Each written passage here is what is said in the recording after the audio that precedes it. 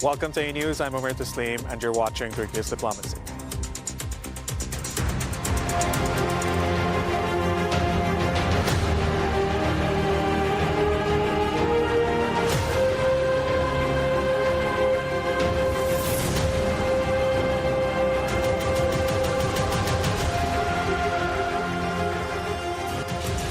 At the United Nations General Assembly, world leaders have gathered under the theme Better Together to mark the UN's 80th anniversary amid wars in Gaza and Ukraine and mounting climate challenges. On Tuesday, Turkish President Recep Tayyip Erdoğan and US President Donald Trump took the spotlight with sharply contrasting speeches.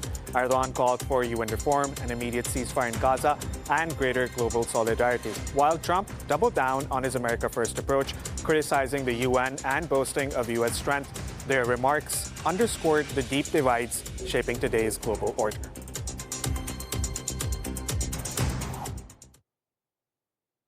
Biz bugün bu kürsüde kendi vatandaşlarımızla birlikte sesi kısılmak istenen Filistin halkına tercüman olmak için de bulunuyoruz. Turkish President Recep Tayyip Erdoğan participated in the 80th session of the United Nations General Assembly in New York on Tuesday. Filistin devletini tanıyacağını açıklayan tüm ülkelere teşekkür ediyor. Henüz bu kararı almayan devletleri ise bir an önce harekete geçmeye çağırıyorum. The Turkish leader sharply criticized the United Nations Security Council for its shortcomings in addressing urgent regional security challenges. Gazze'de gözlerimizin önünde 700 günü aşkın bir süredir soykırım devam ediyor. Biz toplantı halindeyken dahi Gazze'de şu anda siviller katlediliyor. He urged comprehensive reforms to the Security Council, stressing that a more representative and effective structure is needed to confront today's pressing crises. Lütfen hepimiz elimizi vicdanımıza koyup cevap verelim. 2025 yılında böyle bir gaddarlığın makul bir sebebi olabilir mi? His remarks came amid heightened tensions in the Middle East, where civilian casualties continue to rise and humanitarian concerns are drawing increased global attention. Bu insanlığın dip noktasıdır. İnsanlık tarihi son bir asırda böyle bir vahşet görmemiştir. The Turkish leader denounced Israel's ongoing violence in the region and called on the international community to work collectively toward lasting solutions. Gazze'de bir savaş yoktur. Gazze'de iki taraftan söz edilemez. Gazze'de bir yanda elinde en modern, en öldürücü silahlar olan düzenli ordu, diğer tarafta ise masum siviller, masum çocuklar vardır. Bu terörle mücadele değildir. The Turkish president's address struck a chord with nations dissatisfied with the UN's inaction, reaffirming Turkey's commitment to promoting peace and stability worldwide. Vaat edilmiş topraklar saplantısıyla hareket eden İsrail yönetimi yayılmacı bir politikayla bölge barışına ve insanlığın müşterek kazanımlarına kastetmektedir. Üç semavi dinin kutsal beldesi, insanlığın ortak mirası olan Kudüs-ü Şerif, bu radikalizmin doğrudan hedefidir. His criticisms underscored the pressing need for the United Nations to adapt to shifting geopolitical realities and strengthen its capacity to manage modern challenges effectively. Güçlünün haklı olduğu değil, haklının güçlü olduğu bir sistem kurulana kadar dünya beşten büyüktür demeye devam edeceğiz. Hiç şüphesiz daha adil bir dünya mümkündür. Türkiye daha adil bir dünyanın inşası için mücadelesini sabırla devam ettirecektir. Welcome back to the program. News editor Mustafa Kocakinar, welcome to the program. Good morning, Omar.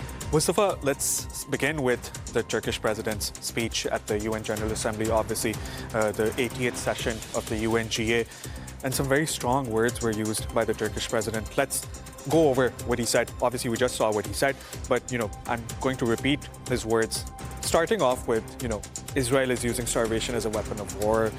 Israel has targeted ambulance, killed doctors, killed children. There were so many things that the Turkish president said. He also raised his voice against the killings of journalists. Over 250 journalists have been killed in Gaza, right? Mustafa, how did you find the Turkish president's speech? And of course, we have not seen anyone else address in the manner that the Turkish president has addressed. Turkish President Recep Tayyip Erdoğan has been in the United States since Sunday to participate in the 80th session of the United Nations General Assembly. And yesterday he addressed the world leaders at the United Nations General Assembly. And the Turkish leader touched many important topics ranging from rising geopolitical tensions in the Middle East and security challenges in the wider Eurasian region. And President Erdoğan harshly criticized Israel's ongoing military campaign in the occupied Palestinian territory, Gaza Strip. As you mentioned, President Erdoğan accused Israel of using starvation as a weapon of war, and he called on the international community to take decisive steps in terms of ending Israel's deadly military campaign in the region. Right now, we know that starvation and malnutrition crises are gripping the Gaza Strip, and Israel is being diplomatically isolated from the international community. And on the sidelines of the United Nations General Assembly this week, we know that many Western countries, France in particular, recognize the Palestinian statehood. We know that since the very beginning of the humanitarian crisis in the region, Turkey has been always advocating for a Palestinian state based on the 1967 borders with East Jerusalem as its capital. And it is evident that Turkey's diplomatic efforts and initiatives yielded positive results in terms of increasing international awareness about the legitimate rights of the Palestinian people living in the occupied territories. And yesterday, President Erdoğan also thanked countries that recognize the Palestinian statehood, and he also urged the countries that doesn't recognize the Palestinian statehood to recognize it immediately. On the other hand, he also participated in the meeting between Muslim leaders and U.S. President Donald Trump, and the meeting was about the latest security situation in the Gaza Strip. Right now, everyone is trying to get a ceasefire between Israel and Hamas, and Turkey has been taking tangible steps to convince the Israeli decision makers of returning to the negotiating table to strike a new ceasefire deal with Hamas. But it is up to the United States right now, I think, to convince the Israeli decision makers to strike a ceasefire deal with Hamas. But on the contrary, our expectations, the United States is always giving its strong support for Israel's so-called national security demands in the region. We know that tomorrow President Erdoğan will go to Washington to meet with his American counterpart Donald Trump at the White House. I think that President Erdoğan will mention about the dire humanitarian conditions in the Gaza Strip. I think that Turkey's diplomatic efforts will be helpful for the international community to bring peace and stability to the Middle East. Mustafa, let's go back to the meeting that was held after President Erdogan's address. Now, world leaders from Indonesia, Jordan, Qatar, Saudi Arabia, UAE, and Pakistan, they were all present over there. We saw the Turkish president sitting right next to the US president. And Trump and Erdogan, we could see the body language, we could see the negotiations. Obviously, everything ended on a positive note, but still, there's no statement that was released by any party that was over there. But Trump said that it was a very good meeting, it was an important meeting. Erdogan said that I congratulate you. When he was talking to the journalists, the reporters, he said, I congratulate you. We can possibly try to have a good outcome from this meeting. What are you expecting from this meeting? Do you think that there could be any credible advances considering that all of these Islamic leaders met President Trump yesterday? Well, actually, we didn't expect any communique after the meeting between Muslim leaders and US President Donald Trump. Before the meeting, President Trump and Qatari Emir made important statements about their efforts to reach a ceasefire between Hamas and Israel. But on the ground, we know that Israel is still turning a blind eye to international criticism. And yesterday, Trump also reiterated that United States wants to ceasefire between Israel and Hamas in Gaza. But on the ground, we know that United States is not taking any concrete steps to end the war between Israel and Palestinian civilians. I am saying a war between Israel and Palestinian civilians because Israel is always targeting innocent women, children and elderly people in the Gaza Strip. We cannot describe it as a war between Palestinian resistance group Hamas and Israel. Yesterday, President Erdoğan also mentioned about that there is no ongoing war in Gaza. There is just Israeli atrocities. There are just Israeli atrocities in the region. Yes, yesterday Muslim leaders and Trump held a meeting to discuss the latest security situation in the occupied Palestinian territory, Gaza Strip. But personally, I didn't expect any positive steps from this meeting. And we know that Turkey has been always calling for regional solutions for regional problems. And within this context, Turkish decision makers have been always calling for regional unity and solidarity to cope with the security challenges posed by the Israeli security forces in the region.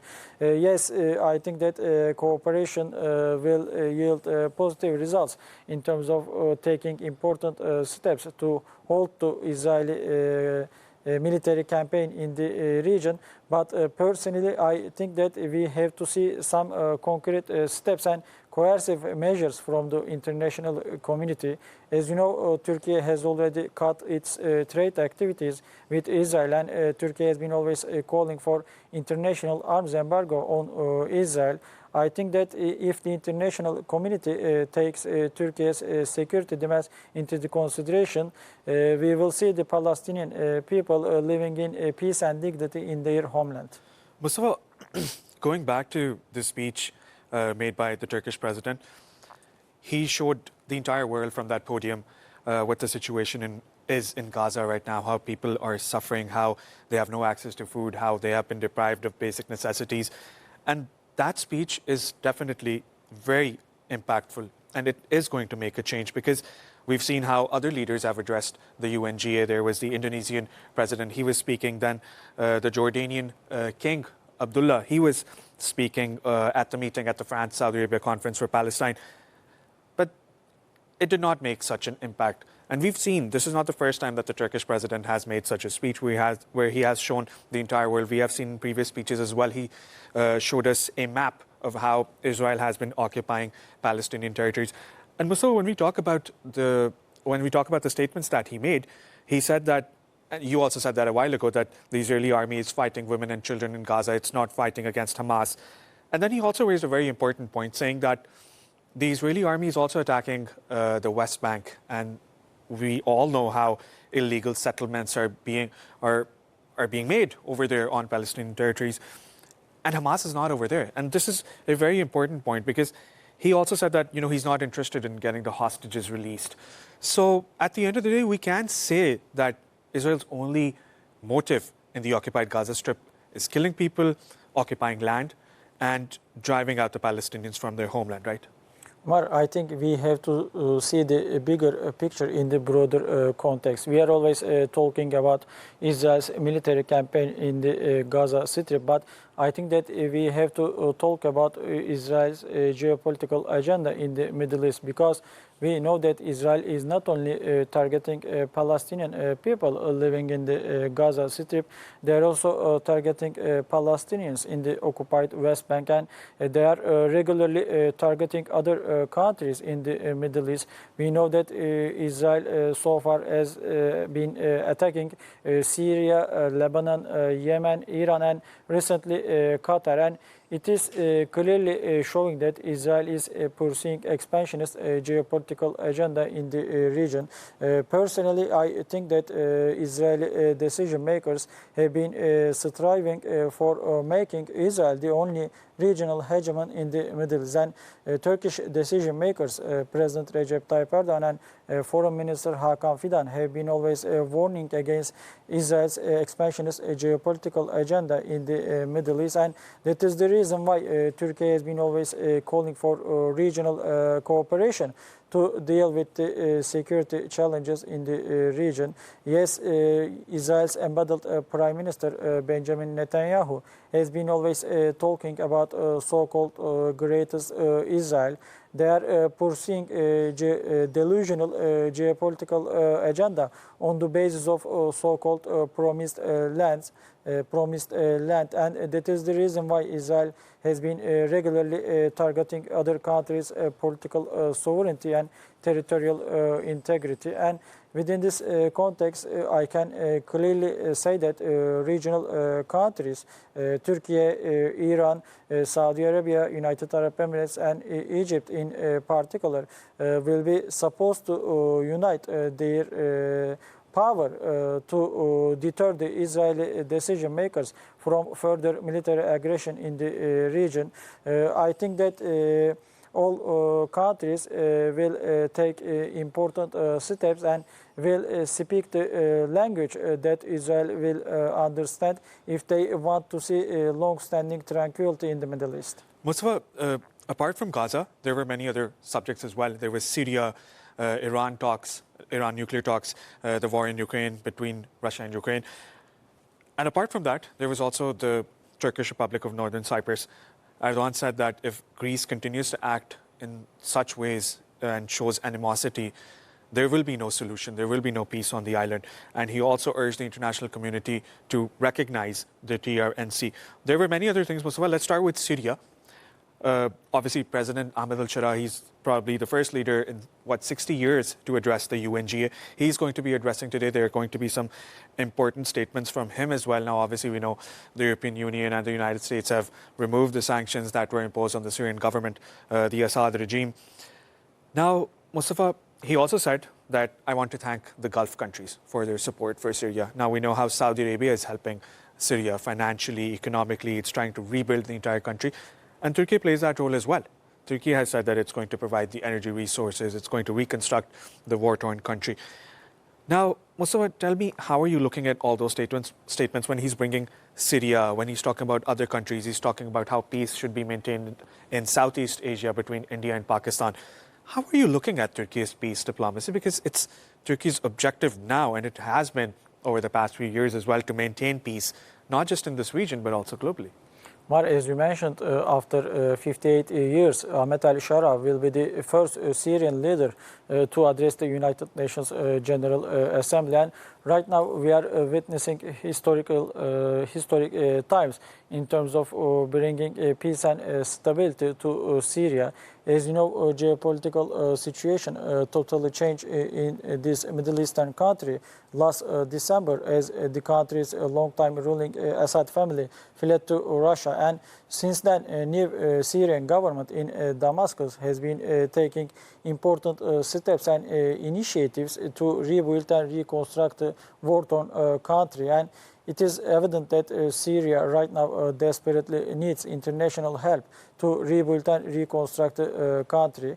As you mentioned, United States lifted sanctions on Syria after a meeting between U.S. President Donald Trump and Syrian leader Ahmed al-Shara on the sidelines of the Gulf Cooperation Council Summit in Saudi Arabia's capital, Riyadh, in May. And since then, many Western countries have been lifting sanctions on Syria. And Syrian President Ahmed al-Shara also met with U.S. Secretary of State Marco Rubio on the sidelines of the United Nations General Assembly. And it is clearly showing that Western countries are trying to normalize their bilateral relationships with Syria On the other hand, yesterday, President Erdoğan, as you also mentioned, hailed Gulf countries' diplomatic approach to Syria. Right now, everyone is trying to strengthen their bilateral or multilateral cooperation with Syria. And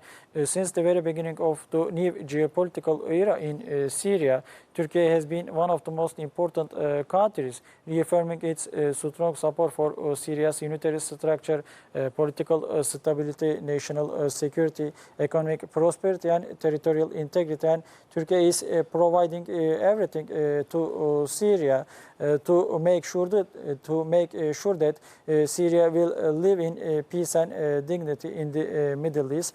But we have to mention about the security challenges in the northern part of the country.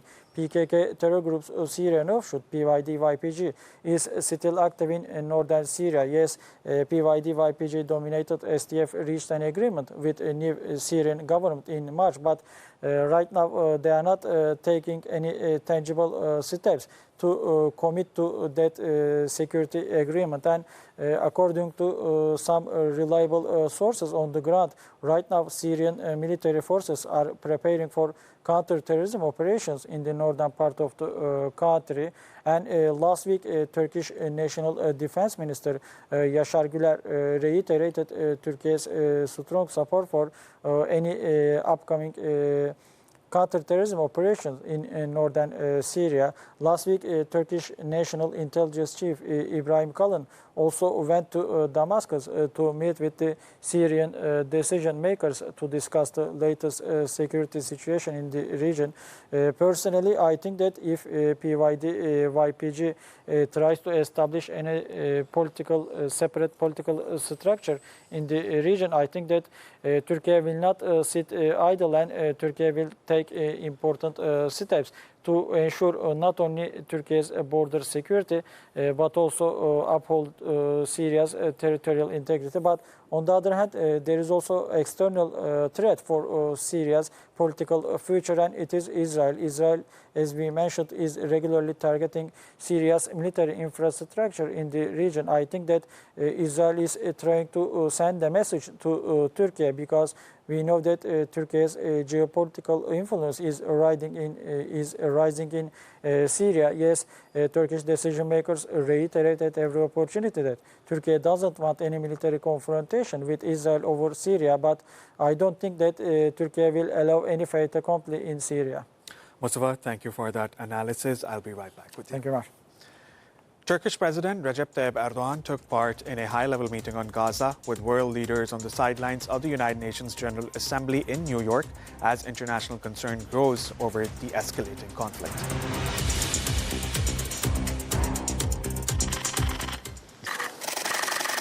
Turkey has intensified its diplomatic efforts to halt Israel's ongoing war in Gaza, with President Recep Tayyip Erdoğan taking a central role in international initiatives aimed at securing a ceasefire and addressing the humanitarian crisis.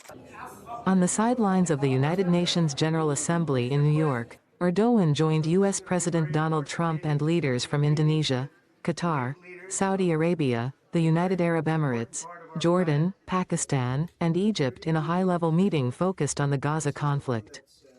The gathering underlined growing international alarm over the escalating violence and its toll on civilians. And we want to end the war in Gaza. We're going to end it. We're going to end it. Maybe we can end it right now.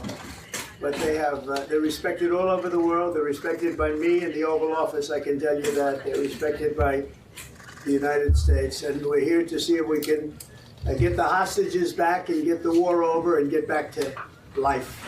Turkey has repeatedly condemned Israel's military actions, labeling them a threat to regional peace and stability. Turkish officials have pressed for immediate humanitarian access to the besieged enclave and called on the international community to act against what Ankara describes as war crimes. While prospects for an immediate breakthrough remain uncertain, Turkey's assertive diplomacy reflects its ambition to play a leading role in shaping regional responses to the Gaza crisis and to amplify calls for justice at the global level. The only reason we're here is to stop the war and bring the hostages back. And we count on you and your leadership as well to end this war and to help the people of Gaza. The situation is very, very, very bad there. So we are here to meet and do everything we can to stop this war and to bring the hostages back. So once again, Mr. President, thank you very much for hosting everybody.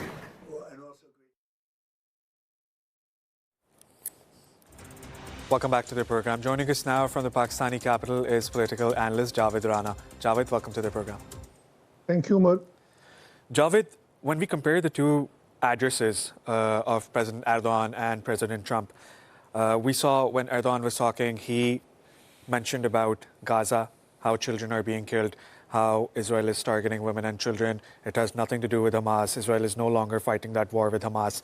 It's against innocent civilians. And the Turkish president also touched upon Syria, how he has been a voice for the Syrians, for the Palestinians, how he has been protecting the Syrians and the Palestinians for years against the oppressors.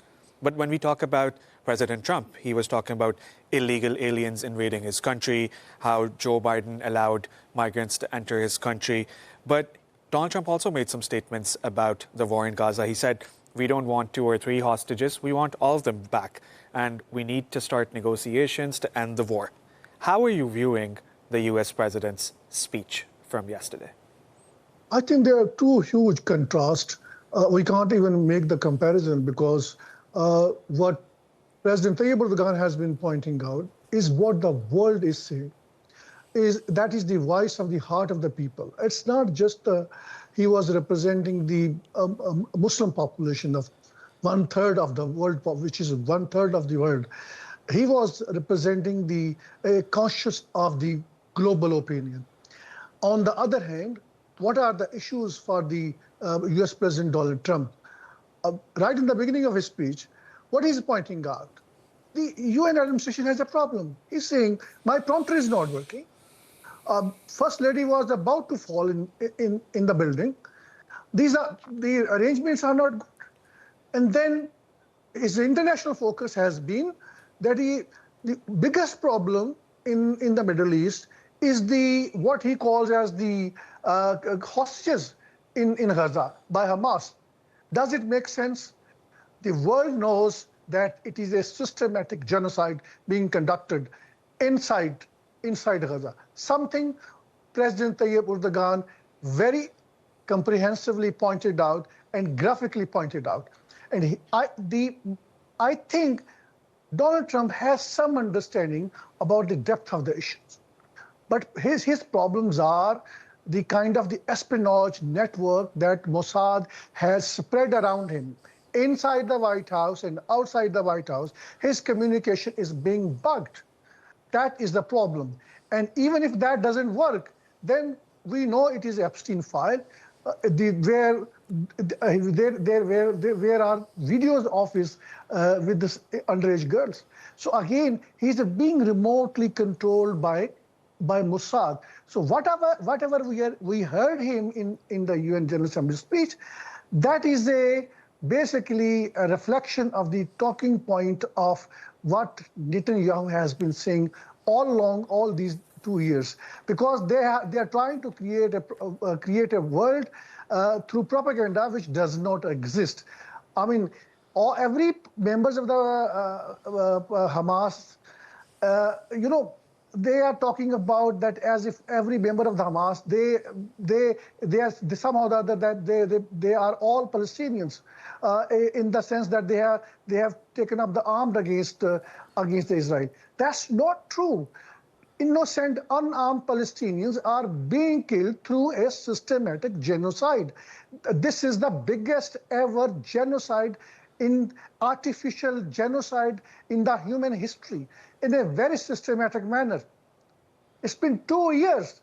So again, I think now this is going to have a huge impact.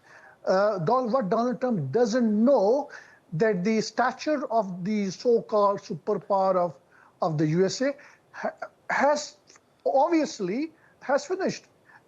It's just making a declaration, which will happen, by the way. It's simply a matter of time.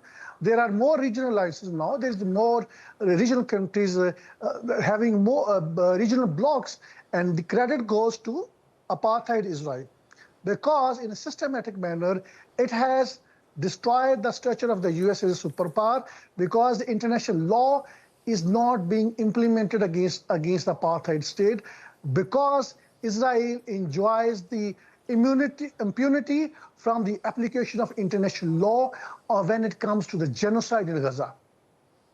Javed, I want to talk about how he criticized Europe for funding Russia's war in Ukraine. He said that the Europeans are fighting Russia and funding Russia as well because they've been buying Russian energy, oil, gas, etc.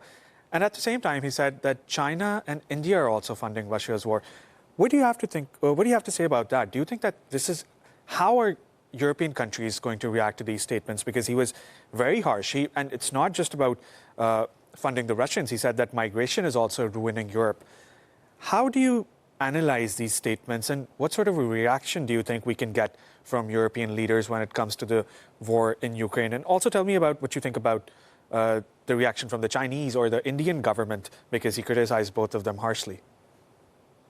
I think Donald Trump, in his communication, in his posturing, he turns out to be very cynical, very negative. He thinks more about the negative aspects of every issue. And then arbitrarily, he undertakes certain decisions. And my understanding is that there is going to be no reaction from the European countries. They are going to ignore it.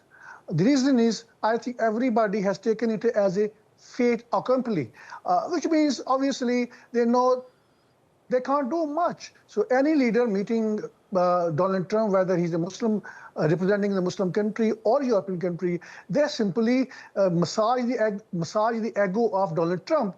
They know they don't want to cause any resentment in White House because of their remarks, no matter how genuine they may be in terms of the clarification that Donald Trump has been making. So I think the European countries have been very particularly cautious in their responses to the similar negative assertions, cynical assertion he has been making. But at the same time, we should not forget, but this is also a reality, that Europe has been significantly importing gas, oil from Russia.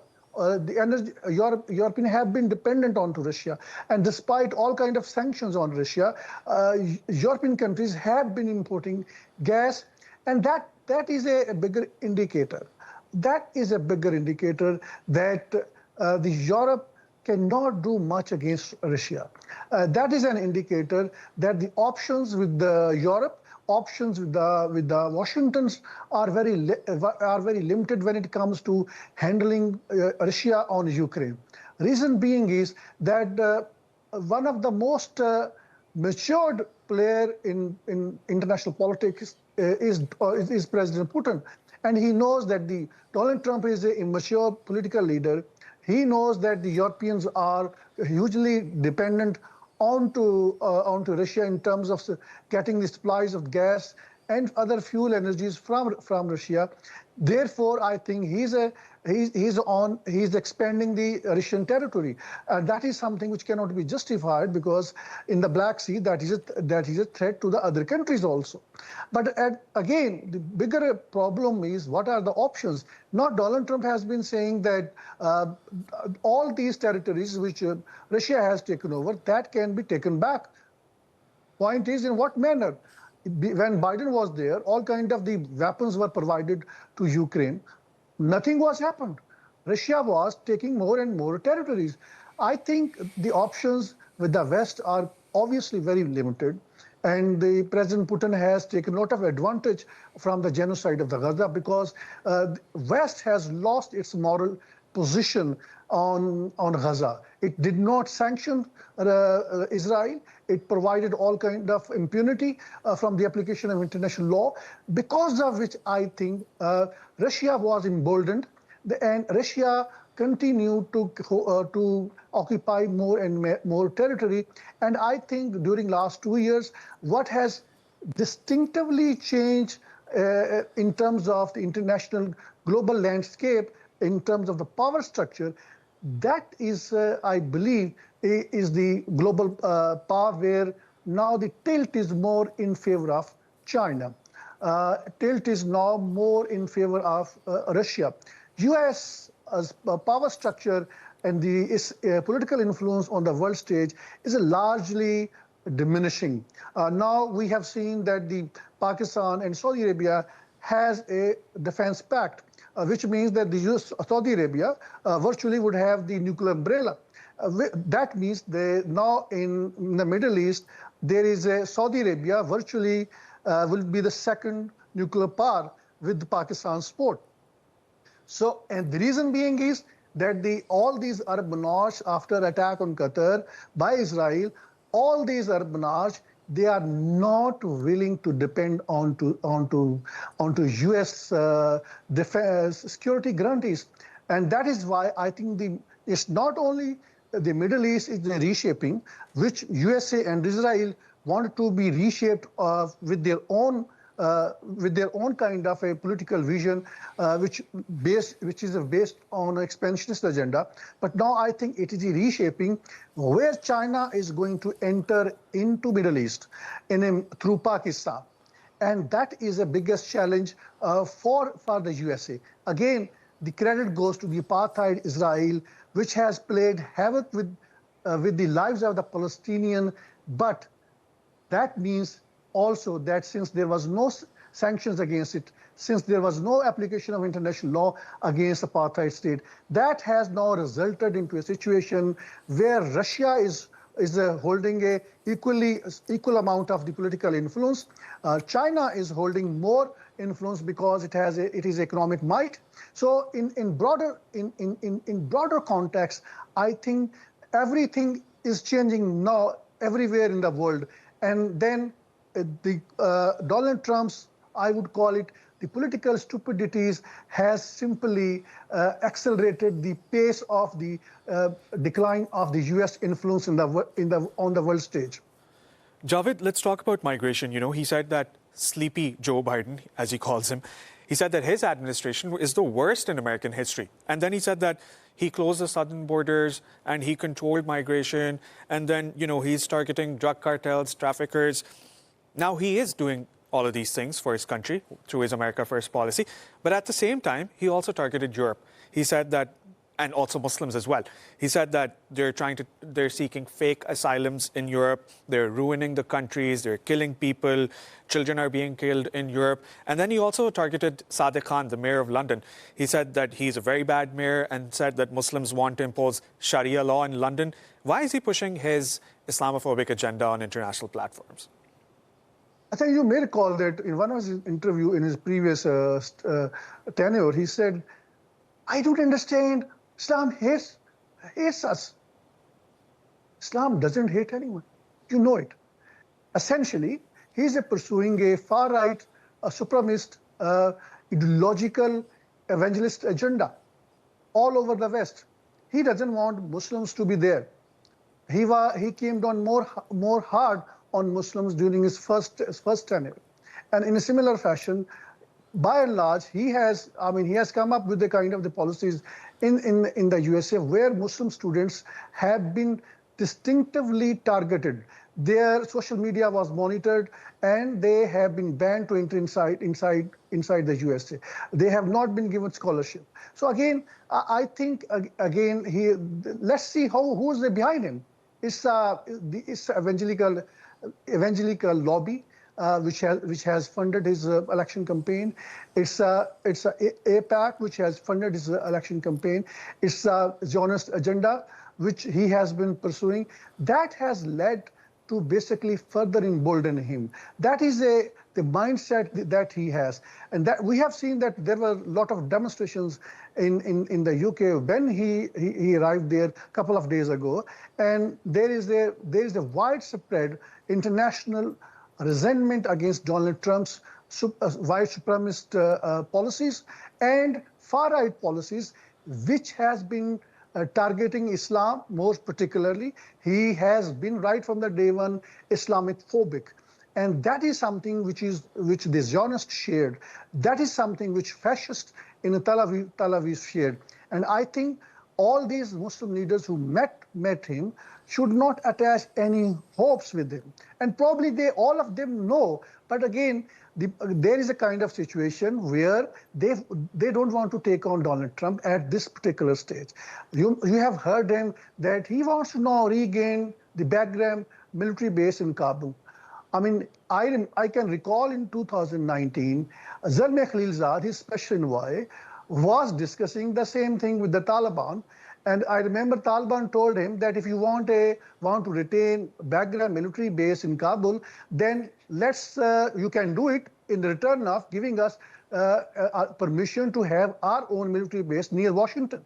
Taliban would never allow USA to return to the Kabul, and he thinks that he can make it happen through negotiations by giving diplomatic recognition to the Taliban government, or he's also threatening them. No one takes him serious. It's Russia, it's China, it's Taliban government in Afghanistan, everybody. He has become a joker. So I think whatever he's been doing in terms of pursuing a white supremacist policy, being Islamic phobic, it is not going to work for him. It is a matter of time when his tenure is going to come to an end. I think then situation would possibly, the Americans will try to change it, but I think by then it will be too late. Political analyst Javed Rana, thank you so much for that analysis. It was a pleasure having you on the program. Anews editor Mustafa Kocakinar, thank you so much for being with us in the studios. Thank you, Mark. That brings us to the end of our program. Thanks for joining us. Bye for now.